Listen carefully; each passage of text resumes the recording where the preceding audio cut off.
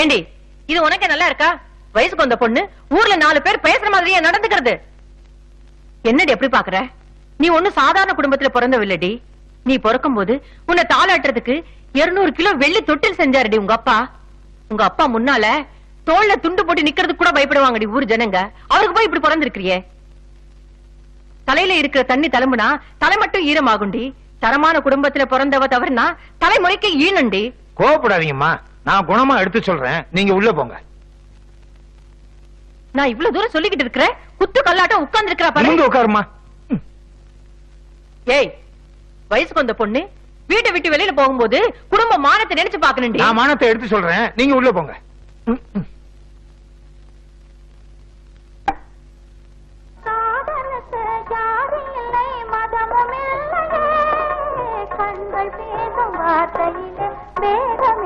கீதாம்மா, உங்க காதலுக்கு ரேடியோ கூட உதவி பண்ணுது. நீங்க சொன்ன சாத வகைகளை ரெடி பண்ணிட்டு கொண்டு வரேன். பாத்திரம் பாத்திரம் பாத்திரம் பாத்திரம். ஏன்பா பெரிய வீட்டு சமையல், இப்ப சமையலை விட்டு பாத்திர வியாபாரம் பார்க்க ஆரம்பிச்சியா? பாத்திர வியாபாரம் மட்டும்தானா இல்ல பழைய இரும்பு வியாபாரமும் பாக்குறியா? யோ, இந்த கூட்டாஞ்சோர் திங்கும் போது அவ்வளவு கொழுப்பு இருக்கு, உள்ள வச்சிருக்கிற தின்னீங்க அவ்வளவுதான். ஆஹா, வாசனை தூக்குது. எனக்கு இரும்பு சத்துள்ள சாப்பாடு தான் சாப்பிடணும் டாக்டர் சொல்லிருக்காரு. அதுக்கு என்ன சாப்பிடலாம்?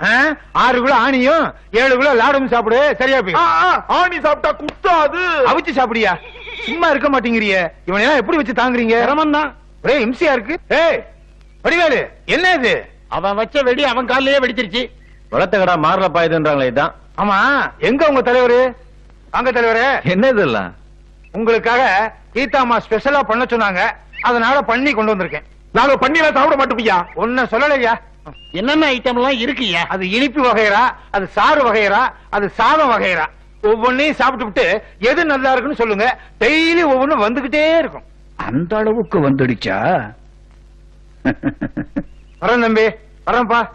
அப்பா, மிச்ச மீதி இல்லாம எல்லாத்தையும் தின்றுங்க. மிச்சமா? மிச்ச மீதிக்காகத்தானே இதை வளர்க்கிறோம். இதுவா? இது என்ன குப்பை தொட்டியா?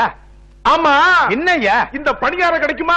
பணியாரங்கிறது இவ்வளவு பெருசு இல்ல, பணியாரங்கிறது இவ்வளவு சின்னது. இப்ப சின்னதாகிட்டாங்களா? எப்பவுமே சின்னதுதான். பெரிய இம்சையா இருக்க. அப்பா, அவன் வாயில சுக்கு தண்ணி ஊத்த வச்சு ஊத்துறேன். புரிஞ்சா ஈயத்தை காய்ச்சி ஊத்துங்க.